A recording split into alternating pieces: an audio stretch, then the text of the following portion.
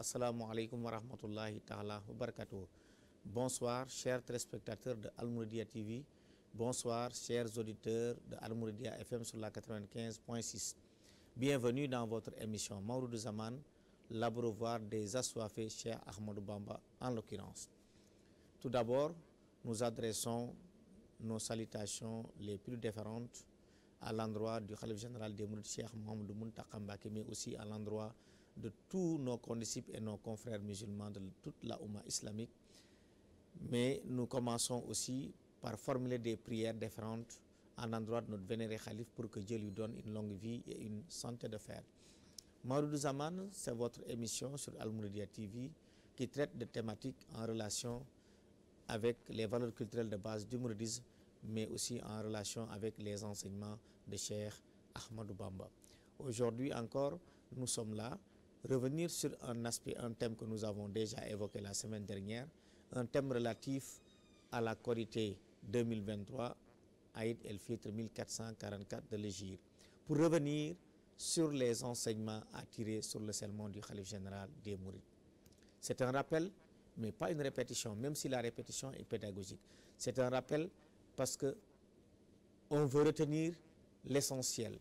On veut que ça soit une marque indélébile, mais aussi c'est un rappel parce que le sujet est d'actualité, c'est un rappel parce que le sujet est multidimensionnel et que ce sermon-là, nous pouvons l'analyser suivant plusieurs angles, plusieurs thématiques, et c'est pourquoi on ne fera jamais assez de parler de ce sujet. Toute la semaine, chers téléspectateurs, chers auditeurs, vous avez vu que Al-Mouridiyyah TV vous a régalé de beaucoup de plateaux en Wolof, et cette fois-ci, c'est la deuxième émission en français. La dernière fois, nous avions ici l'invité Serigne Mourtala Sey et Serigne Mansour Seck.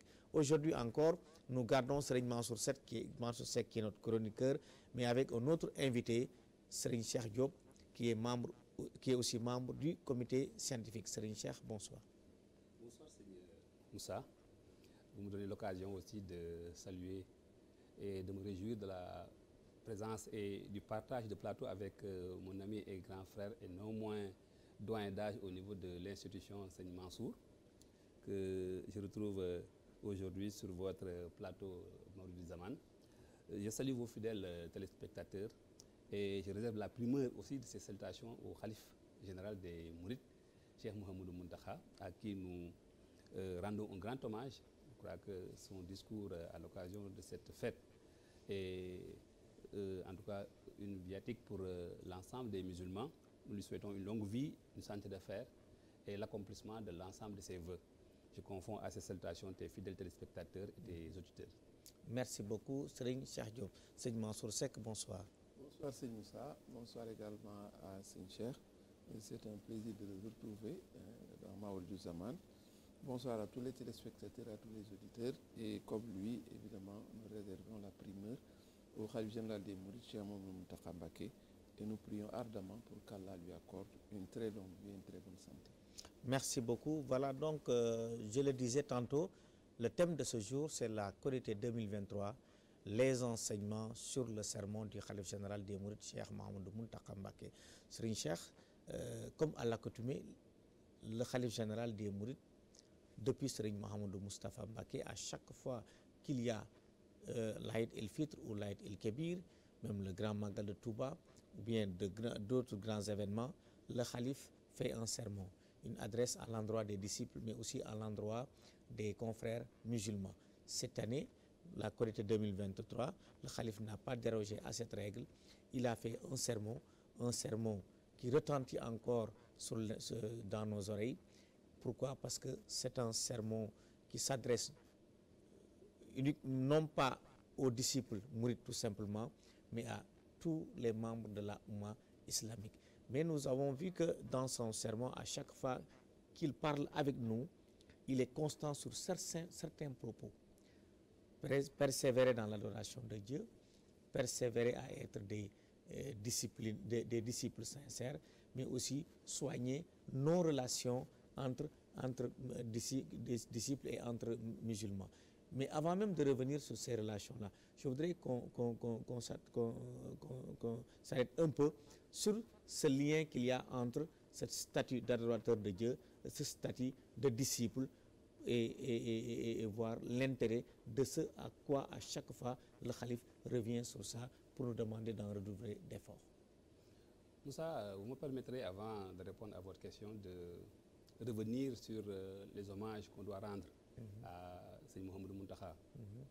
Je crois que l'occasion de la Korité a été un moment fort pour décerner effectivement ce message. Mais les 30 jours qui l'ont précédé ont été des jours chargés, des jours pleins de dévotion. Le mois de Ramadan pouvait justifier cela, mais la manière dont il a choisi, en tout cas, de vivre ardemment ce mois, en tout cas de charger ce mois en termes d'adoration, en rapport avec l'ensemble des disciples au niveau de la résidence de Cheikh Khadim, a été un signal que le khalife, en rapport avec la communauté, l'ensemble des disciples, ses frères, a lancé à l'ensemble du monde, à la communauté musulmane, pour dire que voilà un mois de dévotion, un mois qui est plein de grâce, de bonté, en tout cas, et de bénéfices, que le musulman doit saisir en termes d'opportunités pour, en tout cas, revigorer sa foi et aussi manifester son adoration à son Seigneur en termes d'actes pie et d'œuvres qui peut en tout cas peser sur la balance au moment de la reddition des comptes. Et vous l'avez certainement remarqué avec nous autres, les musulmans des 4 coins du monde, je dirais les citoyens du monde, parce que c'est le moment de rendre hommage aussi à Al-Mouridiyyah qui a fait en sorte que, en tout cas, ces événements soient retransmis en mondiovision. En tout cas, les gens étaient tous accrochés, scotchés à leur petit écran durant ces moments, après la prière de Takussan, donc après 17 heures, pour vivre avec le khalife, en tout cas, ces déclamations des écrits du cheikh, plein d'enseignements, dans un recueillement qui était, en tout cas, d'une solennité telle que les gens étaient vraiment sublimés durant ce mois. 30 jours durant, avec cette dévotion, je crois que c'est des occasions très fortes. Et avec qui il le faisait? Avec la famille du cheikh. Toutes les familles réunies, en tout cas, l'ensemble des fils, des khalifes, des familles des khalifes, l'ensemble des familles des anciens disciples qui étaient avec le cheikh, réunis devant le khalife Muntaha, avec ce recueillement. Je crois que c'était des moments forts que, en tout cas, nous autres avons retenus et voulons, en tout cas, saisir pour remercier, en tout cas, ce khalife et prier pour que ces moments soient perpétués encore des années durant. Oui, et mais je crois que aussi ce que vous venez de dire va en droite ligne avec ma question, parce que c'est comme si en une activité, il y avait à la fois l'intégration de cette pratique d'adorer Dieu, mais aussi de servir le cheikh. De servir le cheikh. Et lorsqu'il avait choisi pour célébrer, en tout cas, le mois béni, en tout cas, durant ces heures qui juxtaient, en tout cas, le moment de rupture de cette manière, c'est comme ça qu'il avait dit. En tout cas, en déclinant son vœu, il avait dit que ce sera un moment de déclamation des khassaïd avec un recueillement tel que le cheikh, là où il est, au niveau de son mausolée, puisse en tout cas savoir que voilà ces disciples qui sont en train de communier avec lui à travers ses écrits, à travers les panégyries dédiées au prophète Mohammed, paix et salut sur lui. Donc vraiment, comme vous l'avez dit, il ne l'a pas fait seul, mais il l'a fait avec l'ensemble des disciples. Surtout toutes les familles réunies de la Mouridia, en tout cas les familles proches du cheikh, les disciples, les premiers, leurs familles, donc qui ont été les premiers à embrasser en tout cas cette doctrine, le mouridisme. Je crois que c'était très fort et il a choisi la fin, en tout cas le premier jour du mois de Shawwal, la prière de l'Eid, en tout cas pour décerner en tout cas ce message, comme pour dire qu'on vient de sortir d'un mois de dévotion, qu'on a vécu ardemment, et que nous prions pour que le Seigneur puisse accepter nos prières, nos actes que nous avons commis, nos actes que nous avons en tout cas perpétrés pour en tout cas impertrer l'agrément du Seigneur. Mais on doit continuer à œuvrer dans ce sillage. La preuve, on nous dit qu'après le mois béni de Ramadan, après donc avoir jeûné les 30 jours, ce n'est pas le moment en tout cas de baisser la garde. Ce n'est pas le moment de retourner à nos vieilles habitudes qui n'étaient pas en tout cas les habitudes souhaitées. Il faudrait continuer à commettre, en tout cas à perpétrer ces actes pis, à déclamer les khassaïd, à même jeûner, parce que normalement jeûner 6 jours après le mois de Ramadan est très bénéfique, très salutaire, et toutes les abstinences, toutes les, en tout cas les interdits qu'on essaie autant que faire se peut d'éviter de faire, en tout cas toutes les recommandations que l'islam en tout cas demandait aux disciples, aux musulmans de faire, il faut essayer autant que faire se peut de les perpétuer. Donc rester dans l'adoration de Dieu, rester dans la sincérité, rester aussi dans tout ce qu'il y a comme ihsan dans ce que nous faisons. Voilà en tout cas une invite que j'ai pu déceler dans ce message du Khalife durant ce moment. Et quel moment aussi, un moment solennel où l'ensemble de la communauté était autour de lui pour sacrifier à l'un des piliers, en tout cas cette prière de rupture au niveau ici à Touba du lieu des 2 prières, mais à travers aussi le sermon qui a été aussi distillé à travers tout le monde. Tous les mourides, là où ils sont, étaient accrochés, étaient scotchés à leur petit écran pour suivre en tout cas ce message. Donc il a choisi le moment, il a choisi le contenu de son discours, et il a choisi d'adresser en tout cas à ses disciples un message qui est en droite ligne avec ce pourquoi on les a suscités à la création, c'est-à-dire l'adoration de Dieu. Donc Seigneur Moussa, voilà un leader charismatique, un guide qui s'adresse à sa communauté, parce que nous lui avons fait allégeance. On attend de lui qu'il nous donne des recommandations, mais heureusement qu'il nous a donné des recommandations qui nous est utiles. Voilà, voilà, merci beaucoup. Et je crois qu'à vous entendre parler, on comprend que c'est une pédagogie par l'exemple. Ce que Cheikh Mamadou Mountakha Mbacké nous demande de faire à chaque fois, redoubler d'efforts dans l'adoration de Dieu, redoubler d'efforts dans notre posture de disciple du Cheikh. Il nous a montré des occasions qui peuvent perpétrer cela. Et je crois que le Ramadan en est une occasion que vous avez décrite tout à l'heure, très pertinente. Et encore une fois, on le rend hommage parce que cette année, il nous a fait une aubaine en dénommant cette activité Al-Mashrabu Safi min Manbahi Shafi, c'est-à-dire la fontaine pure émanant de la source qui guérit. Voilà donc, Seigne Mansour, vraiment, Seigne Cheikh est vraiment revenu largement sur ça, l'adoration et le service pour le Cheikh, et qui sont 2 choses qu'on doit lier, parce que l'un ne peut pas aller sans l'autre. Nous sommes des croyants, nous sommes des musulmans, mais nous avons aussi un guide spirituel avec qui nous avons noué un pacte d'allégeance, et nous devons honorer ce pacte d'allégeance. Seigne Mansour, c'est comme disent aussi tout à l'heure, j'avais dit que dans cette partie-là, le Khalife nous a invités aussi à avoir de bons offices entre nous musulmans. Mais il nous invite d'abord à être des adorateurs, des disciples sincères. C'est comme si cela devait être le soubassement de cette relation horizontale entre nous musulmans. Mais dans cette relation horizontale entre musulmans, il a dit une chose qui m'a beaucoup marqué. Il dit, nous devons le faire pour l'islam et pour la seule face de Dieu. Merci d'abord à Seigne Cheikh pour les développements qu'il a fait. Il a véritablement traversé le sermon, et c'est également très fidèle par rapport à ce que le Khalife a dit. Et il a également fait le lien qu'il y a entre cet aboutissement qui est l'Aïd el-Fitr et ce qui s'est passé pendant les jours précédents. Et ce qu'il a dit est tellement vrai que le cheikh, dans le sermon intégral qui est lu le jour de l'Aïd el-Fitr, le cheikh rappelle que je vous recommande en ce jour, mais également après ce jour.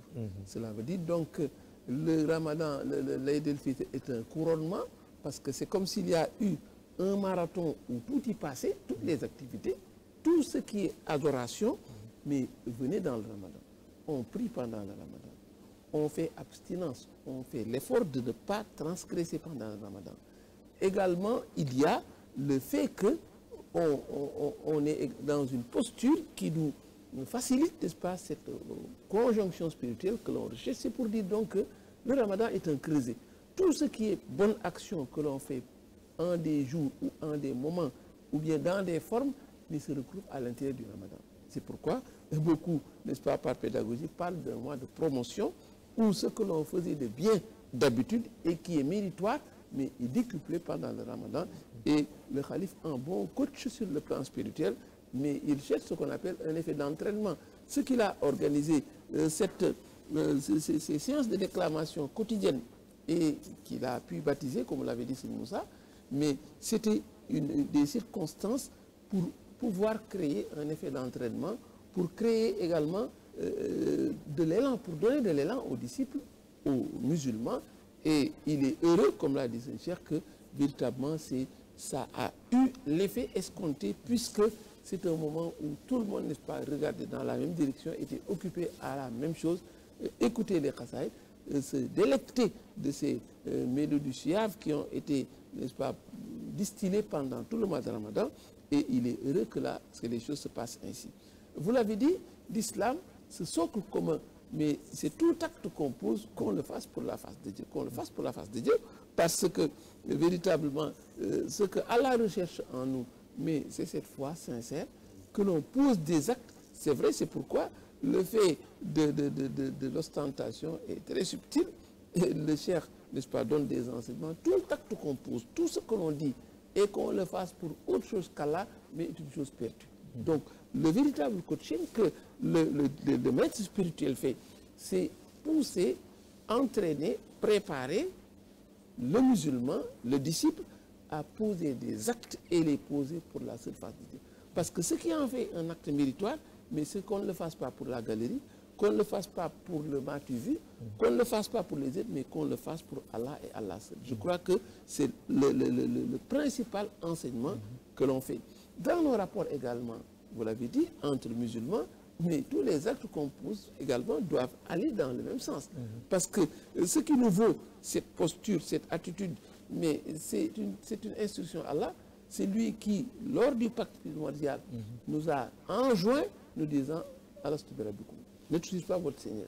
Les gens ont répondu, le prophète en tête, mais cela doit être, c'est comme si c'était le contrat que chacun a signé, n'est-ce pas, même s'il l'a fait de façon tacite. C'est pourquoi quand nous sommes parachutés sur terre, mais notre ligne de conduite, notre trajectoire doit obéir à ce que l'on a déclaré. C'est pourquoi donc que les choses soient contraignantes, qu'elles soient faciles, qu'elles soient agréables, qu'elles soient difficiles à digérer, mais n'oublions pas que nous avons signé un contrat avec Dieu. Nous sommes tenus par ce contrat parce que nous avons déclaré. Le cheikh Abdullah, dans un de ses sermons, rappelait que la shahada, c'est ce qu'on prononce pour entrer dans l'islam. Mais pour décrypter la shahada, il y a un autre verset qui dit que chaque musulman, ce qu'il a dit à Allah, c'est Rabbana amanna bima anzalta wa tabana rasulan faktubna ma'a shahidin. Nous croyons en Dieu, et nous croyons en ce qu'il a fait descendre, nous croyons en ce prophète, inscris-nous parmi ceux qui ont juré. Donc la shahada, c'est le fait de jurer qu'on est un musulman, et à partir de là maintenant, mais nous sommes tenus par ce que l'on a juré. Donc c'est pourquoi ce qui est subtil dans les actes que nous posons, c'est est-ce que nous le faisons en référence à ce pacte que nous avons signé. C'est pourquoi le calife, n'est-ce pas, ne cesse de nous rappeler l'enjeu. Et il ne rate aucune occasion pour rappeler que, mais c'est cela qui nous tient comme disciples, c'est cela qui nous tient dans tous les actes qu'on fait et le bénéfice qu'on y tire.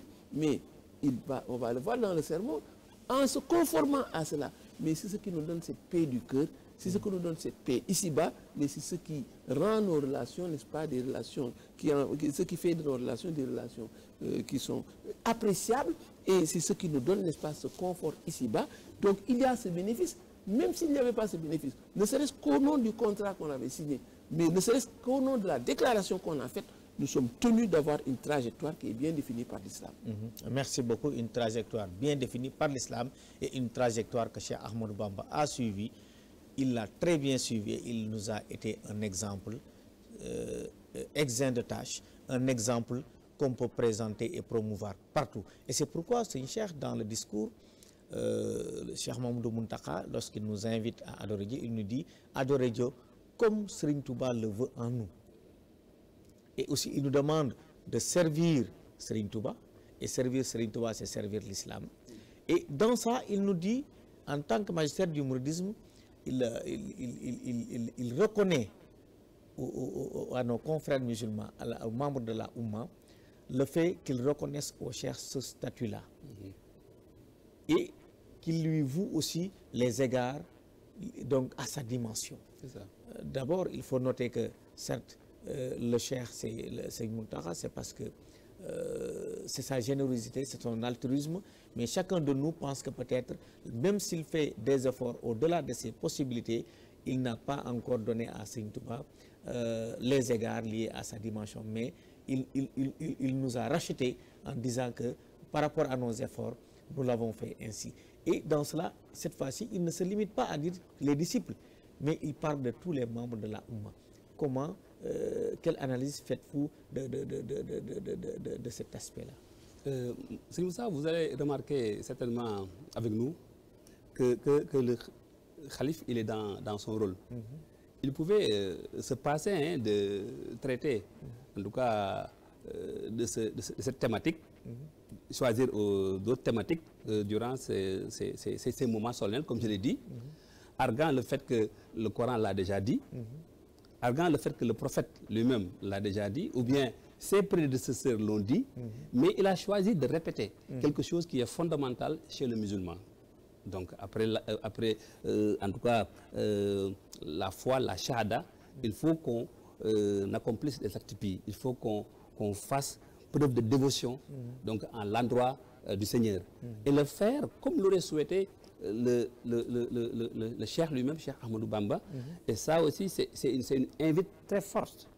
Parce que l'islam, de nos jours, dans nos sociétés, est galvaudé et il y a beaucoup en tout cas, de repères fausses que les gens entrevoient, en tout cas envoient, et qui peut dévier en tout cas les musulmans dans le droit chemin. Et ça, le Cheikh Mouhamadou Mountakha, en guide éclairé, donc un vrai pâtre, a l'obligation de mener le troupeau, en tout cas de mener en tout cas la communauté vers le droit chemin. Et donc il est dans son rôle. Donc il a l'obligation et il a la charge.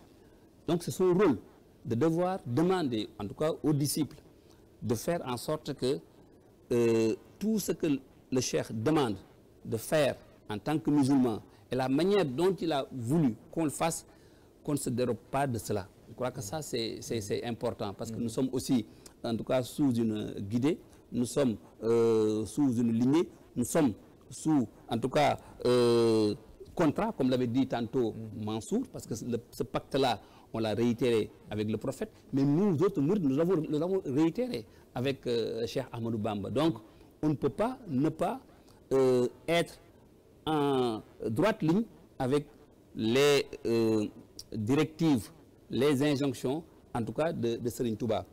Je dirais que dans l'un de ses sermons, Serigne Saliou nous disait que le Coran nous demande d'adorer Dieu dans la plénitude même de la recommandation, comme on l'a recommandé. Et avec la clémence du Seigneur, il nous a dit, faites-le comme vous le pouvez. Et il nous dit, le fait de choisir de le faire comme le Seigneur voudrait qu'on le fasse, donc dans la plénitude de la recommandation, si on tente de le faire, quand bien même on est indigent, on n'est pas dans les dispositions réelles de le faire, donc ça nous met en position d'une longueur d'avance sur les autres qui n'ont pas tenté. Je crois que ça, c'est important. Et le musulman mouride, il doit choisir, en tout cas, le chemin qui semble être le plus difficile pour accéder à son Seigneur. Pourquoi? C'est pour éviter de prendre les raccourcis, pour éviter de prendre, en tout cas, les solutions les plus faciles, qui, quelquefois, semblent être même des déviations qui peuvent égarer, en tout cas, le disciple. L'autre aspect, lui, il a l'obligation et il a le droit, parce que Cheikh Khadim, qui est notre guide, a montré ses preuves, en tout cas, sous l'échiquier, en tout cas, mondial, en tant que guide éclairé et en tant que légataire de l'héritage que le prophète a laissé sur place. Et ceci, comme il l'a dit, il y a une reconnaissance quasi unanime de toute la communauté par rapport à cela. Lui-même, Cheikh Mouhamadou Mountakha, je ne parlais même pas des autres. Il a incarné actuellement une unanimité autour de sa personne, en réclamant en tout cas tout ce qui est obligation à l'endroit de la communauté mouride, de telle sorte que lui aussi, il a cette légitimité et il a en tout cas cette unanimité autour de lui. Donc, valablement, je crois que ce sera peut-être l'un des aspects qu'on va aborder dans le cadre de cette émission. Et c'est fondamental, la communauté gagnerait à rendre un hommage à cet individu qui est en tout cas un exemple vivant de ce qui cristallise en tout cas l'islam comme une religion qui fait en tout cas qui donne espoir à tous ceux qui sont omnibulés par ce que le monde est en train de vivre en termes de vicissitudes, en termes d'éléments qui sont prêts à égarer en tout cas les gens, en tout cas les pertes de repères que nous avons. Voilà en tout cas ce que Cheikh Mouhamadou Mountakha incarne.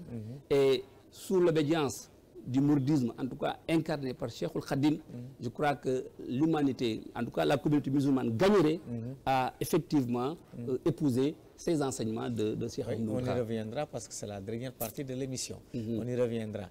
Seigneur Mansour, Serigne Cheikh est en train d'expliciter, excusez-moi, ce que je vous entends à chaque fois dire, Cheikh Mouhamadou Mountakha Mbacké, la fierté du pays, la fierté de la Oumma. Oui, Fakhruddin wal Watan, cela fait partie des périphrases qui lui collent le mieux parce qu'on a remarqué qu'il de plus en plus il ratisse large. Cheikh a parlé de cette unanimité autour de sa personne, mais c'est parce que le khalife est dans une posture qui est telle que, mais il a les yeux rivés sur ses préceptes d'Allah. Et c'est ce que nous partageons en tous. Et il ne rate aucune occasion pour le rappeler et le dire, parce que c'est cela sa posture d'abord, mais il y a aussi qu'il y a en lui ce qu'il a toujours l'habitude de dire, cette volonté de faire ce nasiha, ce conseil utile que les gens, n'est-ce pas, dont les gens ont besoin, parce que, Cheikh l'a dit dans son propos, aujourd'hui, le monde est une sorte de no man's land où chacun fait la promotion, mais de valeurs, et nous dirons d'antivaleurs, parce que si l'islam, n'est-ce pas, a en haute, n'est-ce pas, répulsion certaines valeurs, alors qu'il y a des gens qui fondent, n'est-ce pas, leur statut ou bien qui fondent leur personnalité et leur posture sur des choses qui sont répréhensibles aux yeux de l'islam, mais les musulmans gagneraient à bien écouter quelqu'un qui leur rappelle ces fondamentaux de l'islam. Et le calife est dans cette posture. Et il joint l'acte à la parole.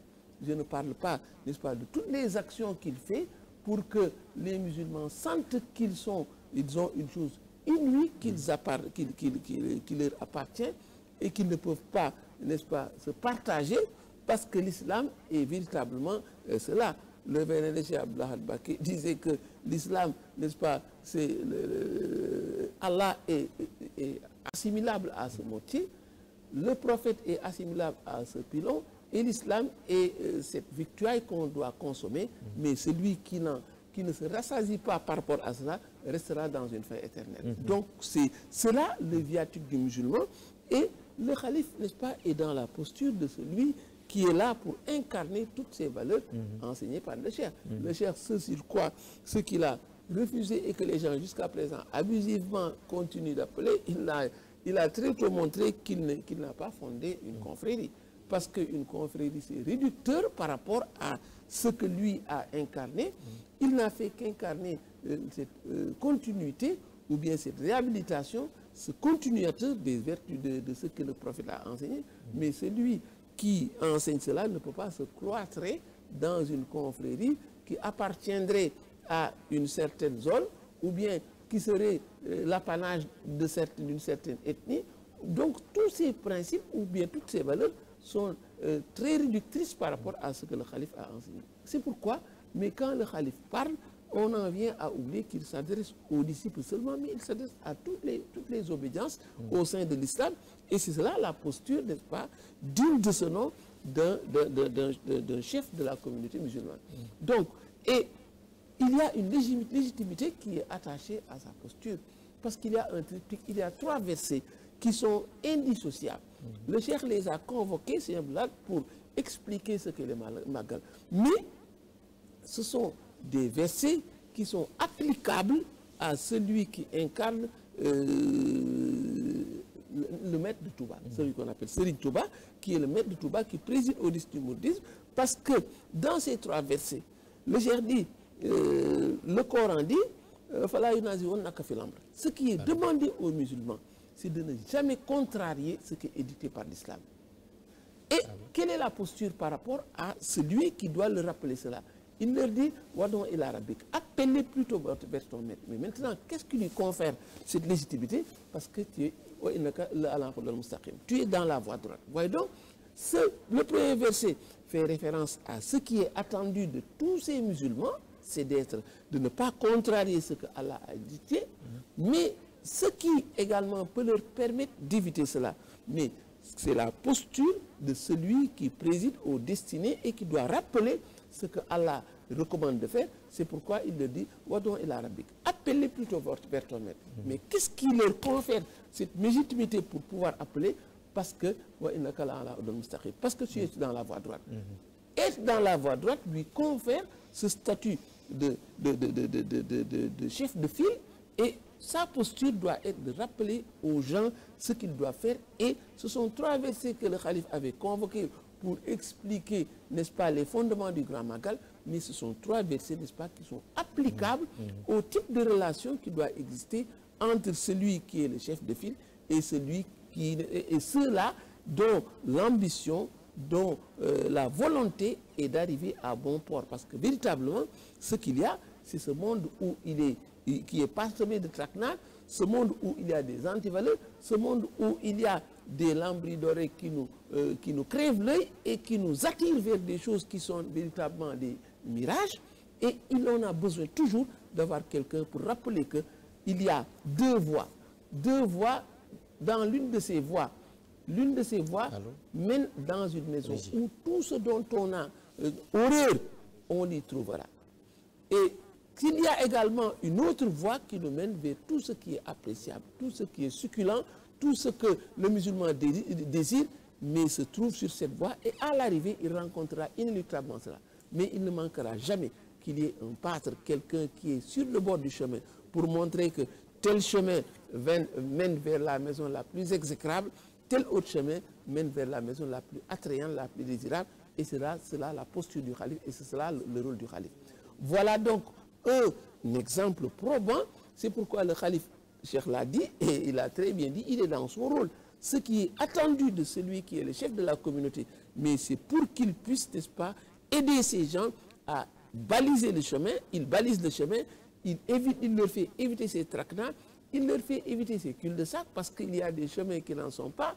Il y a la voie droite, mais il y a beaucoup de sentiers, n'est-ce pas, où quand l'individu s'engage, il risque de se perdre. Mais on a besoin de quelqu'un qui se guide éclairé, et c'est cela la posture du calife, c'est cela sa position, et ce qu'il ne manque jamais de le faire, c'est un rôle qui lui est attribué. Et si nous sommes derrière, n'est-ce pas, nous sommes affiliés à lui, mais c'est pour cela, parce que le cheikh enseigne que Allah le Très-Haut a donné injonction disant, choisissez un intermédiaire pour arriver vers Allah.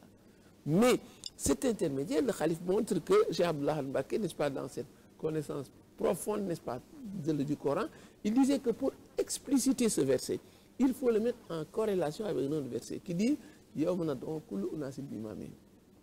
jour du jugement, chaque créature, chaque musulman, chaque croyant suivra derrière son guide. Et ce jour-là, le guide ne pourra pas se retourner pour lui rétorquer pourquoi vous me suivez. Parce qu'il l'a suivi ici-bas, il le suivra dans l'au-delà. Donc voilà pourquoi ce sont des postures ou des positions ou bien des attitudes, mais qui ont d'une cohérence, n'est-ce pas, telle que aujourd'hui on a besoin de lui prêter oreille, parce que ce qu'il dit, c'est ce viatique dont on a besoin. Et si on le suit, le chef vient de parler de cette incarnation de Serigne Touba par ses valeurs, mais le khalife est humble, il est d'une humilité très profonde, mais il arrive, n'est-ce pas, qu'il force et qu'il déclare des choses. Il a dit un jour, si tout le monde suit mon exemple, les gens ne se tromperont pas. Je crois que ça, c'est évidemment la chose, n'est-ce pas, qui est la plus claire. C'est pourquoi aujourd'hui, on a besoin de lui tendre l'oreille, de braquer nos yeux sur lui. Si nous le faisons, nous risquons de ne pas nous fourvoyer. Voilà, merci. Oui, Je crois que ce que Mansour dit est tellement vrai que effectivement le mouridisme est action. Et joindre l'acte à la parole, le cheikh l'a tellement incarné que, en tout cas, c'est manifeste aux yeux de toute la communauté que voilà, en tout cas, un guide qui peut amener, en tout cas, la troupe à bon port. Le cheikh, en termes de martyr, la palme lui revient, et ça c'est évident. En termes d'éducation des troupes, en termes d'éducation de ses disciples. Aujourd'hui, le Coran, s'il arrivait à brûler entièrement, combien y a-t-il, en tout cas, d'individus, quelquefois de très bas âge, qui peuvent, en tout cas, intégralement ressusciter, en tout cas, cet écrit qui est le guide, en tout cas, du musulman. Combien de fois on lit cet ouvrage au niveau, en tout cas, de cette ville sainte. Mais mieux, combien de disciples façonnés par le cheikh peuvent, à travers leur acte, amener les gens à réviser des versets du Coran, ne serait-ce que par les actes, en tout cas, de ces disciples-là. Donc, les gens, en tout cas, surtout ceux qui sont doués de vertu, peuvent, en tout cas, attester, parce qu'ils ont vu que vraiment, voilà, en tout cas, le cheikh, une personne qui nous ramène, nous renvoie à ce que le prophète Mohammed, paix et salut sur lui, en tout cas incarné lorsqu'il était là, à la tête de la communauté. Lui-même aussi, comme l'a dit tantôt Seigneur Mansour, Cheikh Mouhamadou Mountakha, à travers ses actes, au quotidien, lorsqu'il s'était agi de prier un vendredi où tout le monde avait fermé, en tout cas les radios de leur mosquée, avait même fermé leur mosquée parce que ne pouvant pas prier. Mais il a sauvé la face du monde en priant lui-même.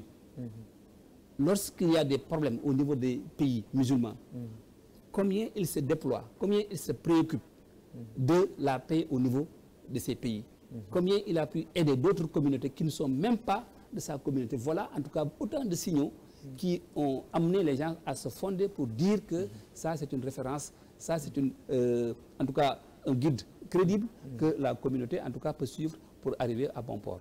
Oui, et je crois que toutes ces actions que vous venez d'énumérer font qu'en somme, il est dans sa légitimité pour parler aux disciples, mais également et tout le monde le lui reconnaît. Aux musulmans. Voilà, et tout le monde le lui reconnaît. Et ça, c'est très important. Et c'est pourquoi maintenant, il a dit que tout le monde lui reconnaît cela. Maintenant, en contrepartie, ce qu'il peut donner comme rétribution, c'est d'abord s'engager, montrer qu'il est plus que déterminé à s'inscrire dans la voie d'adoration de Dieu en tant que musulman sincère, en tant que disciple véridique, mais également il nous invite en cela d'être des musulmans sincères, d'être des mourides véridiques, mais également il nous invite à l'union, au consensus pour avoir la paix.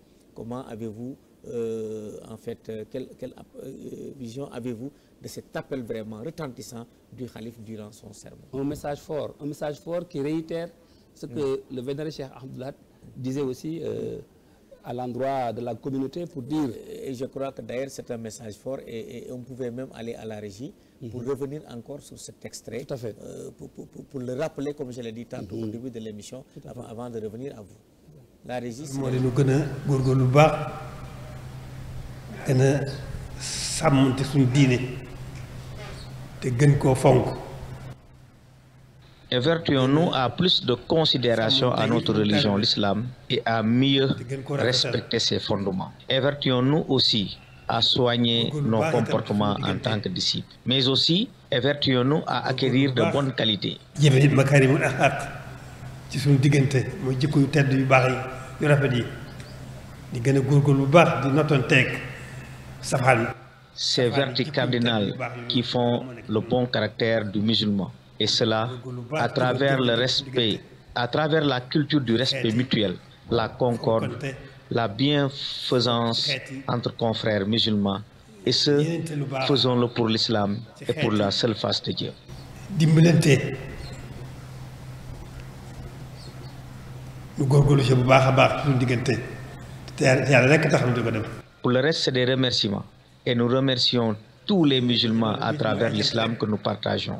Nous remercions également tous ceux avec qui nous partageons ce pays. sant bokk jullit yépp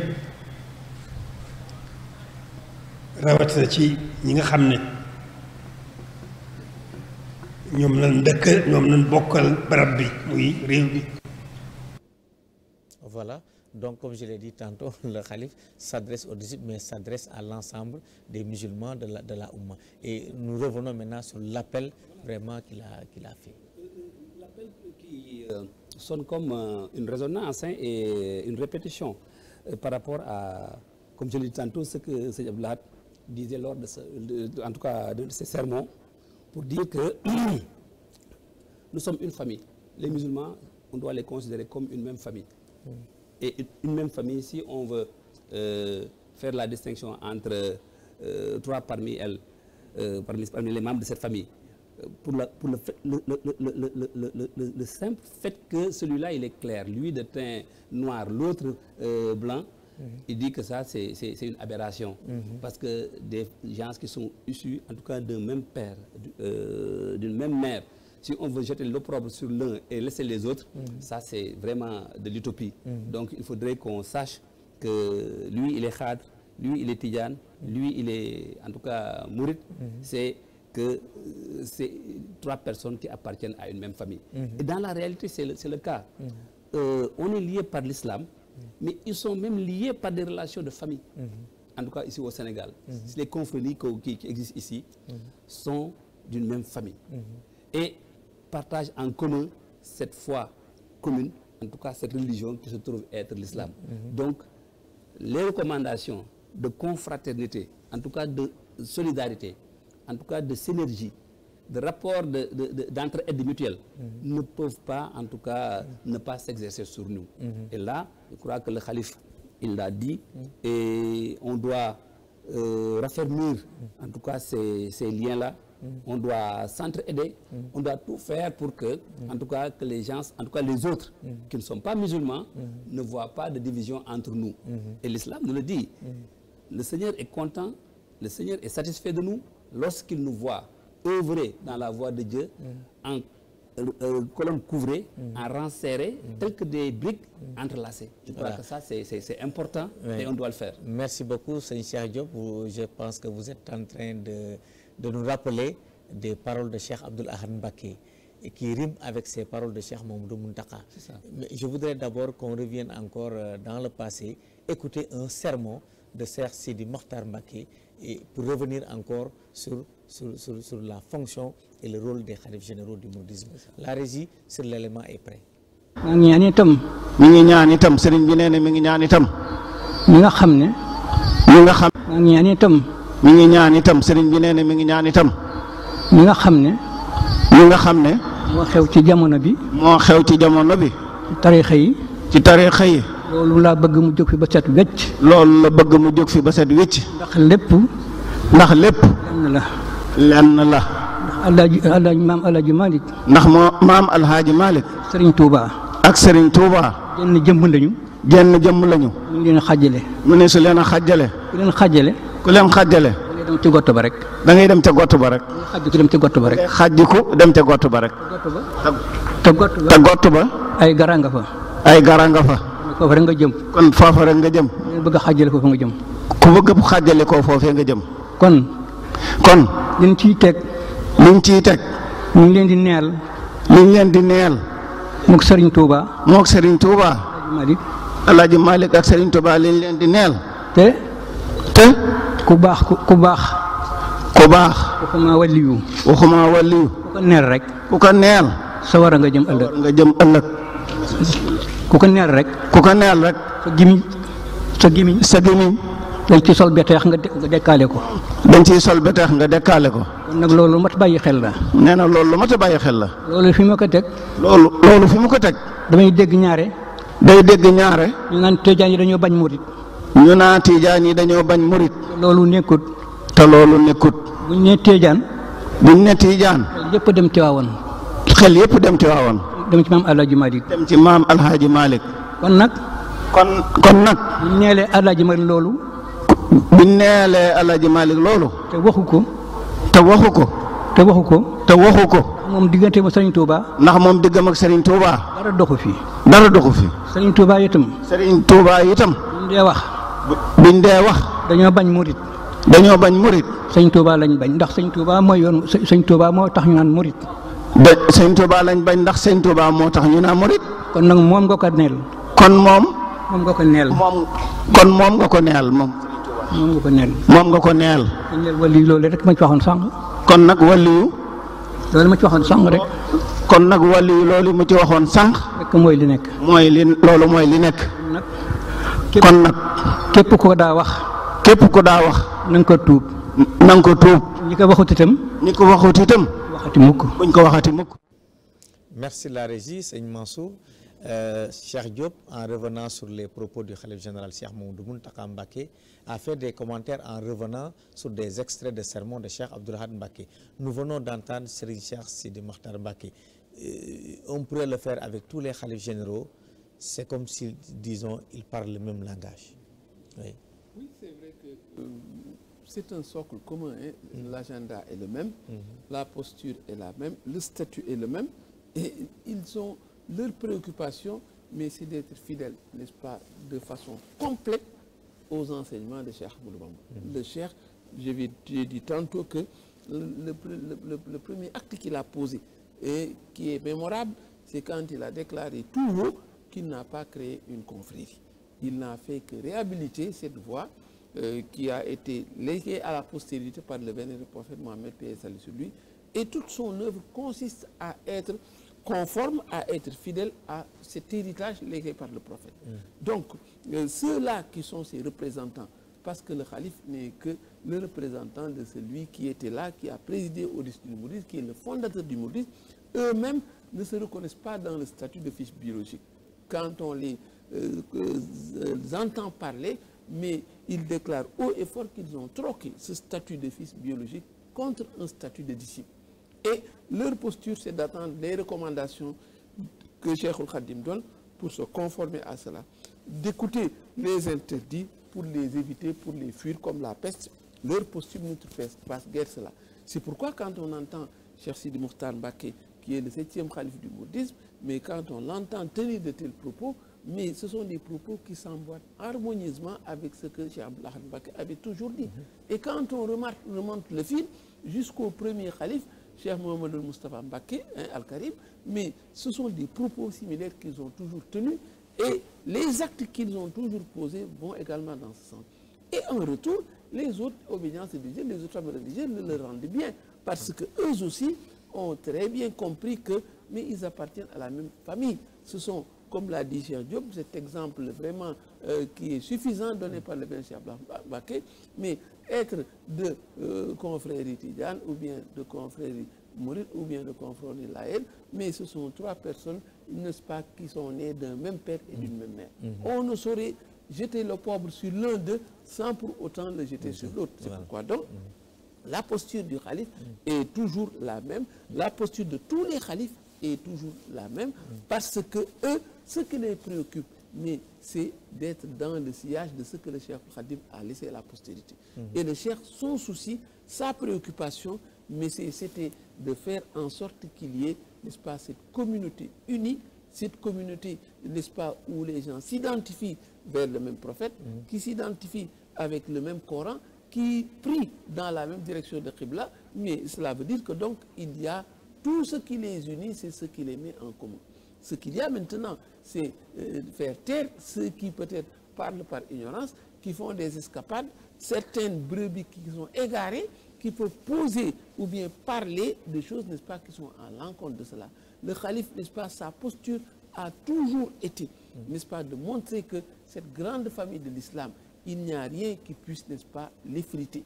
Et aujourd'hui, les actes qu'il a posés, Cheikh en a donné quelques-uns, mais ce sont des actes qui sont là et qui corroborent cela. Et il est heureux que également, en retour, mais tous ces gens-là, le Cheikh l'a dit de façon ouverte, il est heureux que c'est nous, la balle est dans le camp des disciples mourides. Parce que s'il y a des égards qui sont dus au Cheikh, mais ils l'ont montré, ils l'ont démontré à suffisance, ils ont posé des actes. En retour, nous avons œuvré dans ce sens.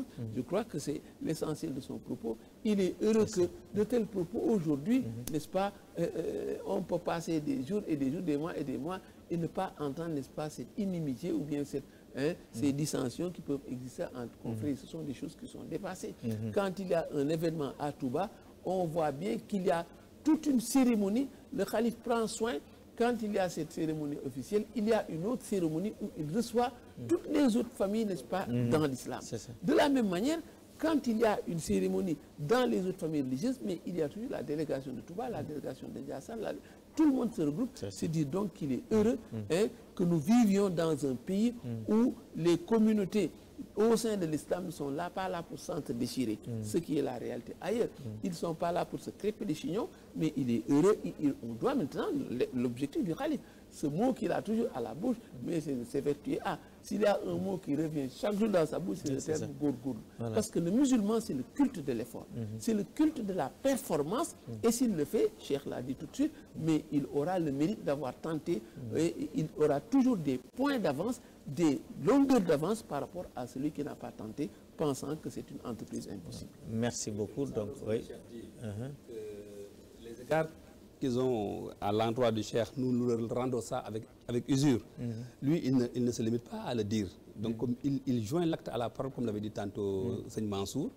Et mieux, pour tous les musulmans, il nous renvoie sur, en tout cas, ce vers du Cheikh qui nous disait que ne prenez jamais comme ennemi quelqu'un que vous entendez prononcer de sa bouche la formule « Il n'y a de Dieu que Dieu et que Mohammed est son prophète ». Donc, les musulmans n'ont qu'une obligation, ils n'ont pas d'autres alternatives que d'être en commun. Parce que, en tout cas, ce qui les unit est beaucoup plus important que les divergences minimes qui peuvent être, en tout cas, constatées entre la manière de faire quelque part ou bien les interprétations de l'autre côté.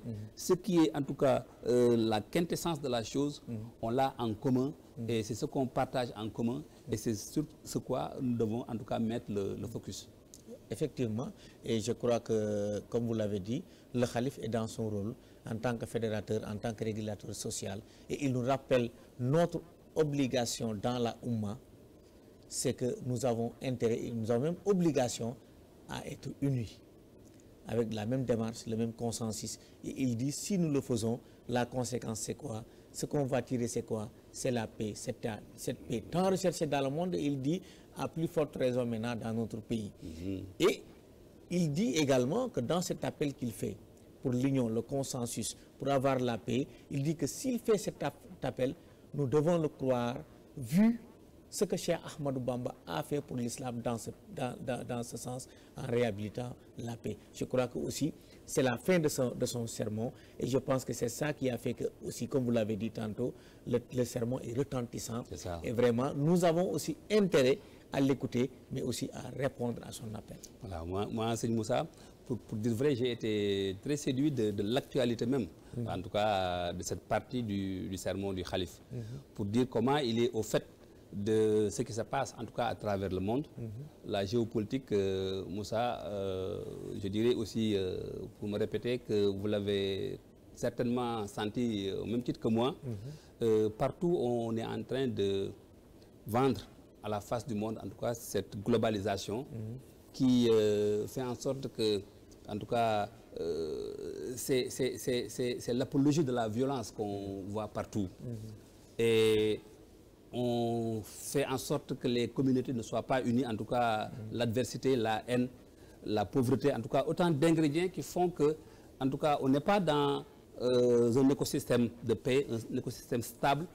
Et l'islam a la réponse à cela. Je crois que si on fait un bon diagnostic, on se rend compte que c'est par soit la violence, soit par le matériel, soit en tout cas les activités ludiques que les gens veulent dominer le monde.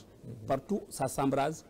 Les motifs qu'on entend, c'est les djihad, les terminologies comme djihad, les terminologies comme en tout cas manifestation. En tout cas, tout ce qui fait en sorte que, en tout cas, nous ne sommes pas dans un monde de paix, dans un monde de quiétude, alors que c'est le contraire qui devait y avoir. Si on est des musulmans sincères, on a entendu le message du prophète sur le mont Arafat pour dire que le sang et le bien des autres sont sacrés. Donc il ne faudrait pas que les gens versent en tout cas dans la violence. Si on entend en tout cas ce message, je crois que cet appel du calife va retentir en tout cas dans nos oreilles et va avoir un écho qui va nous accompagner durant toute notre vie. Et effectivement, nous ne devons pas verser en tout cas dans ces violences, dans ces en tout cas adversités qui font que c'est la haine en lieu et place de cette solidarité que l'islam prône, solidarité entre confrères musulmans, mais solidarité entre concitoyens, en tout cas d'un même pays, où nous avons en partage ce territoire et où, en tout cas, le Coran, la charia a bien régenté, en tout cas, la manière de vivre en harmonie au niveau de ces contrées-là. Donc, pour les musulmans, là, ça ne doit pas souffrir l'ombre de doute. Je crois que c'est très clair. On ne doit pas être des ennemis, on ne doit pas être des antagonistes, mais on doit être, en tout cas, une communauté qui est soudée, une communauté qui est là et qui donne les réponses et les bonnes pour, en tout cas, ce monde qui vogue comme un bateau sans gouvernail, en tout cas sans capitaine, et qui mène en tout cas la troupe vers des horizons qui ne sont pas certains. Je crois qu'il faudrait qu'on soit très vigilant, qu'on accepte de suivre en tout cas ces guides éclairés qui ne parlent pas par passion, mais qui parlent parce qu'ils maîtrisent en tout cas leur sujet. Et nous autres qui avons en tout cas ces limites pour cerner en tout cas les éléments cachés et qui peuvent s'égarer si on n'a pas en tout cas ces guides, on doit vraiment bien écouter en tout cas ces sermons, ces invites et être conforme avec ce que le calife veut. Je crois que ça, moi, c'est une invite. En tout cas, je me donne en tout cas l'obligation de suivre cela et j'invite aussi mes condisciples parce qu'on a le droit de nous exhorter nous-mêmes, mais on a le droit d'exhorter en tout cas nos condisciples pour suivre en tout cas ces recommandations qui ne seront que salutaires pour tout le monde. Oui, salutaires pour nous parce qu'ils prônent la paix. La paix ici-bas et dans l'au-delà. Et nous ne pouvons pas se passer de la paix dans notre pays, la paix dans la Oumma et la paix dans le monde. Si on regarde Seigneur Moussa, en tout cas l'exemple du cheikh, lui-même, de 1895, date où on l'a amené, en tout cas en exil, à 1902, date de son retour d'exil, auréolé de succès, il n'y a pas un seul jour où il n'a pas subi des exactions. Il n'y a pas un seul jour où il n'a pas subi des brimades. Pourtant, il n'a pas du tout répondu par la violence. Il a été toujours quelqu'un qui était partisan de la paix. Et cette paix l'a si bien réussi que, en tout cas, même ses ennemis lui ont reconnu, en tout cas, sa force spirituelle, morale. Et aujourd'hui, c'est donc pourquoi on l'avait amené en exil. Et encore beaucoup plus retentissant aujourd'hui, et il n'a même pas, comme l'a dit le calife, brisé une seule brindille. Oui, c'est là où on devait en venir, c'est Mansour. La paix tant recherchée, il dit que nous devons voguer vers cette paix dans l'union, dans le consensus, et en prenant à témoin un exemple, Cheikh Ahmadou Bamba, comme Cheikh l'a dit, il a réussi sa mission sans verser du sang, sans faire aucun bruit ni fracas. Oui, c'est vrai que la paix, c'est une préoccupation. Et c'est au regard du climat social à travers le monde. C'est vrai qu'il y a beaucoup de foyers où les gens, n'est-ce pas, souffrent parce que la paix est absente. Et il faut dire que cette absence de la paix, elle remonte de très loin. Nous, ce qui nous préoccupe, musulmans, c'est cette paix d'abord, cette paix du cœur. Cette paix du cœur. Et nous l'avons perdue il y a très longtemps. Et c'est pourquoi la panacée que le calife propose et que rappelle et que Allah le Très-Haut a très tôt montré à tous les musulmans, mais c'est ce que j'ai rappelé tantôt avec ce triptyque, ces 3 versets, qu'ils ne contrarient pas ce qui est édicté. Tant qu'ils ne le font pas, mais ils sont saufs, ils sont dans la voie tracée par Allah, ils ne souffriront de rien. Parce que ce qui a fait perdre aux musulmans cette paix, mais ça remonte de très loin. Quand le musulman a eu un ennemi, le premier musulman qui a eu un ennemi, mais c'est notre aïeul, Adam, quand Allah lui a dit c'est là qu'il s'est entendu dire pour la première fois que voici ton ennemi.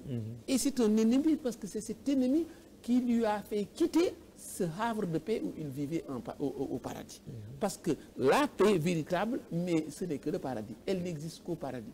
Mais ce qui a fait en sorte que notre aïeul à nous tous a quitté ce paradis, a quitté cette paix pour se retrouver dans la tourmente, mais c'est par l'œuvre de Satan. En quoi faisant? En l'incitant à transgresser un interdit d'Allah le Très-Haut. Donc, la voie royale pour recouvrer cette paix, mais c'est de renouer avec ce que Allah le Très-Haut a recommandé. Mais c'est cela le message du Khalif.